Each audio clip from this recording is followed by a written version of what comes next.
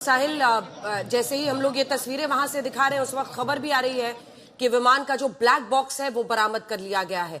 ये दो तस्वीरें हैं, एक तरफ उनकी विदाई की तैयारी है, दूसरी तरफ लोग हैं जो लगातार इस बात पे, मतलब हर किसी का एक किस्सा है। बारामती में एक तरह से हम कह सकते हैं घर घर में उनकी पहचान थी, लोगों का वो काम करते थे। और जब आप शरद पवार की ये तस्वीर देखते हैं उनके नजरिए से, अगर इस दृश्य को देखें साहिल, बहुत कठिन समय है।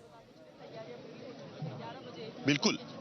और मैं आपको बताऊं, कल अगर आपने उनकी प्रतिक्रिया सुनी होगी, आप सोचिए 85 साल के नेता, 50 साल से ऊपर उनका अनुभव है अलग अलग महाराष्ट्र देश की राजनीति में, अलग अलग कभी विधानसभा में, कभी विधान परिषद में, कभी राज्यसभा में, कभी लोकसभा में, कभी महाराष्ट्र के मुख्यमंत्री, कभी मंत्री, कभी केंद्र में मंत्री, अलग अलग तरीके का अनुभव उनका हमने आज तक देखा हुआ है। लेकिन आज की स्थिति में भी जब उन्होंने कोई अपना खोया हुआ है, कल जब उन्हें ये खबर पता चली उसके बाद बारामती जाने के लिए वो निकले, लेकिन आने के बाद पहली प्रतिक्रिया उनकी ये थी, जो अजीत पवार के निधन के बाद, अजीत पवार के इस दुर्घटना में निधन के बाद में जो मांग की जा रही थी, जो बातें कही जा रही थी, उनको कहीं ना कहीं फुल स्टॉप लगाना। पहली प्रतिक्रिया उनकी ये थी कि जो हुआ है वो एक दुर्घटना है, कोई राजनीति नहीं है इसके पीछे। ये सबसे पहली कमेंट शरद पवार की, जो जिम्मेदारी का एहसास आज इस उम्र में भी उन्होंने लोगों में कोई भ्रम ना फैले, इसलिए सबसे पहली प्रतिक्रिया पवार परिवार की तरफ से, और वो भी शरद पवार ने कल प्रतिक्रिया दी। बोलना काफी मुश्किल हो रहा था उन्हें, जिस तरीके से वो बात कर रहे थे। 1 मिनट की उनकी प्रतिक्रिया आई और उसके बाद वो सारी अटकलें जो अलग अलग नेता सवाल उठाकर लगा रहे थे उनको रोक लिया गया। और आज भी सबसे पहले 9:30 बजे शरद पवार यहां पर पहुंचे और उनके साथ में सुप्रिया सुले के पति सदानंद सुले भी उनके साथ में थे, और बाकी उनका परिवार भी यहां पर है। जो नेता यहां पर आ रहे, बाकी लोग भी यहां पर पहुंच रहे हैं। कुछ और तस्वीरें हम आपको दिखाएंगे, लाइव तस्वीरें हम यहां से आपको लगातार दिखाई रहे हैं, लेकिन अलग अलग नेता यहां पर पहुंच रहे हैं और सबसे पहले वो शरद पवार से मिल रहे हैं और उसके बाद बाकी नेताओं से भी मिलेंगे। कल सबसे दिलचस्प प्रतिक्रिया जो आई थी वो उमर अब्दुल्ला, जो जम्मू कश्मीर के मुख्यमंत्री है, उनकी भी प्रतिक्रिया काफी दिलचस्प थी, क्योंकि उमर अब्दुल्ला बारामती के भीतर यहां पर पढ़ने के लिए आए हुए थे। पूना में वो पढ़ने के लिए रह चुके हैं और अजीत पवार के घर, शरद पवार के घर उनकी पढ़ाई हुई है। उनकी प्रतिक्रिया, अजीत दा के नाम से उनकी प्रतिक्रिया आई थी। तो अलग अलग नेताओं से उनका जो संपर्क रहा है वही कहीं ना कहीं लेगेसी एक तरीके से अजीत पवार ने भी आगे रखी, और इसी की वजह से हम देख सकते हैं कि आज दिलचस्प बात है। दरअसल आज सुबह महाराष्ट्र के अखबार अगर आप खोलें तो पहले पन्ने पर अगर श्रद्धांजलि की इश्तेहार अगर किसी पार्टी ने दिए होंगे तो वो भारतीय जनता पार्टी ने दिए थे। फुल पेज एडवर्टाइजमेंट्स आज के अखबारों में मुंबई के और महाराष्ट्र के भारतीय जनता पार्टी की तरफ से अजीत पवार को श्रद्धांजलि की एडवर्टाइजमेंट्स उसमें आई थी। ये बात ठीक है कि आज अजीत पवार उनके साथ सरकार में शामिल है, सरकार में उनके सहयोगी थे, उनकी पार्टी उनके साथ में चुनाव लड़ चुकी है, 2 चुनाव उनके साथ में लड़ चुकी है। लेकिन एक वक्त था कि जब अजीत पवार विपक्षी पार्टियों के पोस्टर बॉय थे कि किस तरीके से महाराष्ट्र में जो भी गलत हो रहा है उस पर कहीं ना कहीं अजीत पवार का हिस्सा है, क्योंकि वो महाराष्ट्र के उप मुख्यमंत्री उस वक्त थे। भ्रष्टाचार के मुद्दे पर उनको एक तरीके से पोस्टर बॉय बनाया गया था। एक एंटी हीरो की इमेज राजनीति में उनकी तैयार की गई थी। लेकिन आज वही अजीत पवार के निधन के बाद श्रद्धांजलि अर्पित करते हुए अखबारों में फ्रंट पेज एडवर्टाइजमेंट्स, यही फर्क है महाराष्ट्र की राजनीति का, जो बाकी कई जगह से महाराष्ट्र की राजनीति को अलग करती है। बिल्कुल, और अंतिम विदाई की घड़ी आ चुकी है। ये तस्वीरें आप देख रहे हैं जब उनके पार्थिव शरीर को ले जाया जा रहा है।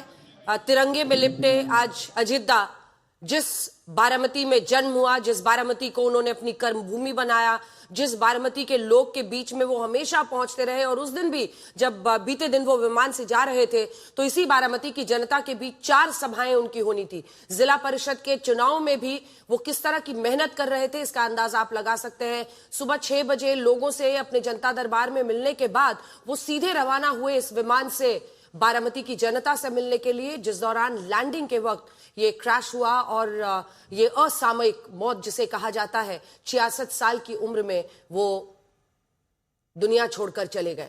अचानक हुई मौत की सबसे बड़ी पीड़ा, सबसे बड़ा कष्ट, सबसे बड़ी विडंबना यही होती है कि ठीक से अलविदा कहने का मौका भी नहीं मिलता है। और यही टीस मुझे लगता है परिवार वालों से लेकर कार्यकर्ताओं, समर्थकों, सबके मन में होगा कि अचानक हमारे अजीत दा को क्या हो गया। ये 2 तस्वीरें हैं जहां एक तरफ आप देख रहे हैं उनका पार्थिव शरीर जा रहा है अंतिम विदाई के लिए, जहां पर लोग अंतिम दर्शन करेंगे, और दूसरी तस्वीर है जहां विद्या प्रतिष्ठान में लोग पहुंच रहे हैं।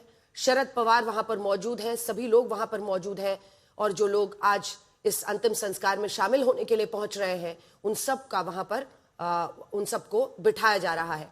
तो ये 2 तस्वीरें हैं, एक तरफ विदाई उस पार्थिव शरीर की अस्पताल से, और दूसरी तरफ वो जगह जहां पर विद्या प्रतिष्ठान में आज उनका अंतिम संस्कार होना है। कई खास मेहमान भी हमारे साथ जुड़ रहे हैं। आशुतोष पॉलिटिकल एनालिस्ट के तौर पर, वेंकटेश केशरी हमारे साथ सीनियर जर्नलिस्ट जुड़ रहे हैं, Brijmohan Shrivastava general secretary NCP Sharad Pawar गुट के, आनंद दुबे शिवसेना यूबीटी गुट के, गुलाब चंद दुबे प्रवक्ता शिवसेना के, ये सभी हमारे साथ जुड़ रहे हैं। आशुतोष, अगर ये तस्वीरें देखें, मतलब कल दिन भर दर्शकों को बताते रहे, लेकिन यही होता है जो असामयिक इस तरह की मृत्यु हो जाए तो लोगों के लिए भी, और इसी वजह से सोशल मीडिया पर भी तरह तरह की बातें, लेकिन शरद पवार सबसे पहले बाहर आए। किसी से भी मिलिए कल से सबसे पहला सवाल यही होता है कि क्या हुआ, क्या कोई इसमें वजह है। सबको ये समझाना पड़ता है कि भाई इस तरह का ये हुआ है, अभी तो रिपोर्ट आना है, ब्लैक बॉक्स भी बरामद कर लिया गया है। लोगों के इमोशंस, मैं कहना चाह रही हूं कि बहुत हाई रहते हैं इस वक्त पर, और आज जो लोग वहां पर पहुंचे हैं उसी को प्रतिबिंबित कर रहे हैं कि कितना स्नेह था अजीत दा के लिए।